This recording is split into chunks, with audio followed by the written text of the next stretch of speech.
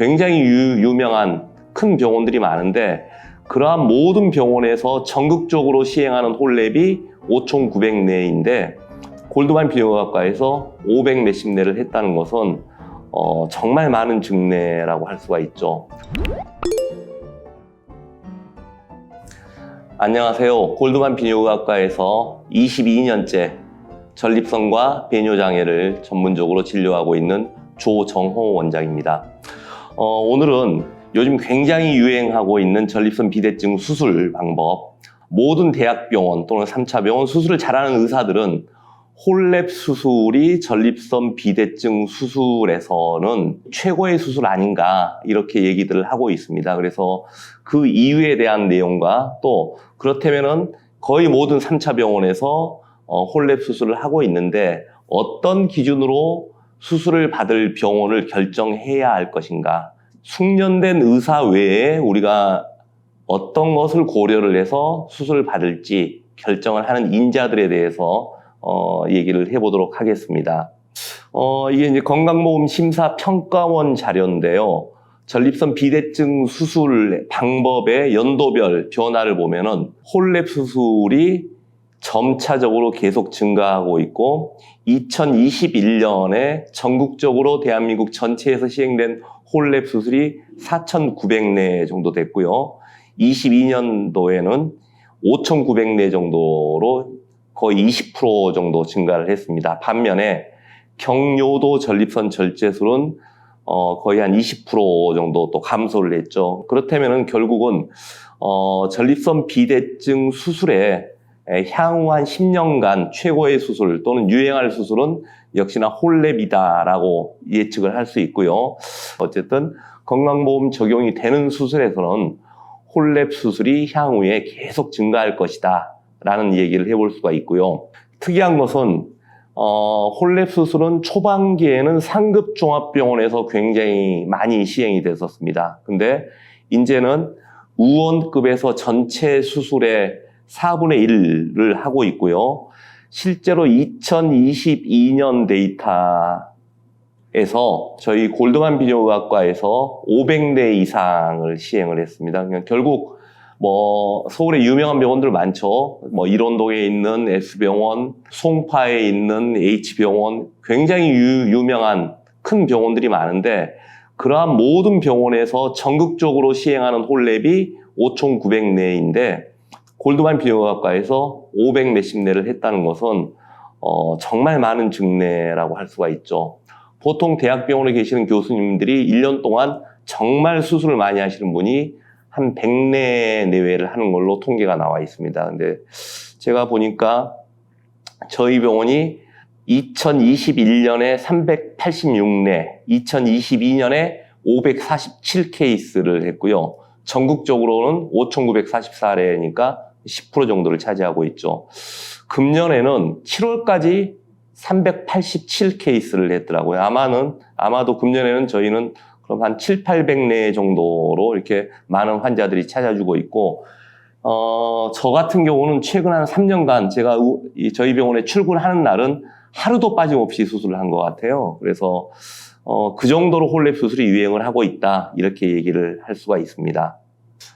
저 개인적인 경험을 말씀을 드리겠습니다. 제가 전립선 비대증에 대한 수술을 시작한 것은 저희 병원 개원이 2002년입니다. 그래서 2002년에 시작을 했고 금년까지 혼자서 한 수술이 총 2,363케이스를 수술을 했더라고요. 홀랩은 2012년에 시작을 했는데 제가 지난주까지 해보니까 저 혼자서 한 홀랩 케이스가 1,383케이스입니다.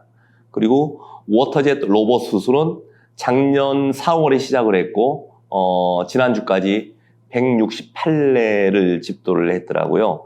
그래서 제가 이 케이스를 어떻게 이렇게 잘 아느냐, 이제 이런 식으로 제가 제 앞에 제 스케줄러를 놓고 있는데 그 달력들을 다 최근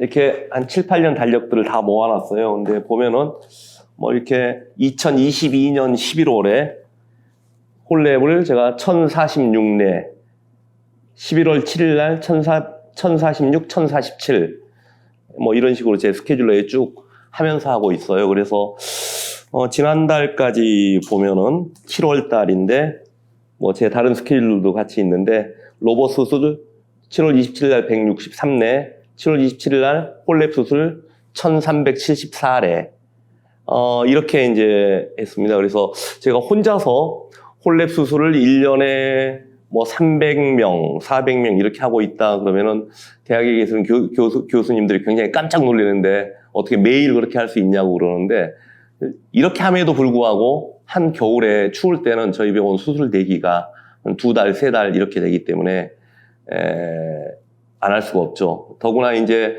저희 이제 수술방을 이쪽으로 그러니까 저희 병원을 옮기고 나서 수술방을 3개를 한꺼번에 돌릴 수 있게 되면서 이제 증례가 더 많이 증가하게 됐는데 결국은 전립선 홀랩 수술이 향후에 굉장히 대세가 더 될 것이고 홀랩 수술은 정말 많이 하는 의사가 굉장히 더 쉽게 할 것이고 그래서 개인적인 경험을 잠깐 말씀을 드렸고요. 이제 홀랩 수술도 제가 한 10년, 12년, 그러니까 11년 전에 할 때는 100g이 넘는 환자들을 수술할 때는 2시간, 3시간, 뭐 4시간도 걸렸었습니다. 근데 이제 과거에 제가 다른 유튜브 촬영에서 말씀을 드렸는데 홀랩 수술은 홀미움이라는 레이저를 이용하는 수술이지만 결국은 사람이 하는 수술이다. 얼마나 숙련된 사람이 하냐에 따라서 굉장히 수술 시간도 다르고 수술 중에 있는 출혈도 다르고 결과도 다르고 뭐 이렇다고 말씀을 드렸었는데 2023년 가장 최근 환자 100례를 제가 통계를 내봤더니 환자들의 평균 연령이 68세고 전립선의 평균 볼륨이 66g, 기계가 들어가서 완전히 끝나고 나올 때까지 시간이 45분 걸리더라고요. 그러니까 이게 보통 저희 외국 통계를 봐도 66g 정도면은 한 50분에서 60분 정도 걸린다. 정말 숙련된 의사가 했을 경우에 뭐 이렇게 보고가 되어 있는데 저희 병원 최근 케이스를 봤더니 45.2분 이렇게 나오고요. 이제 수술 중에 우리가 출혈을 봤는데 의사들은 출혈을 따질 때 수술 전후에 헤모글로빈을 따집니다. 근데 헤모글로빈이 1 이하로 감소하더라. 최근 100례 통계를 내보니까.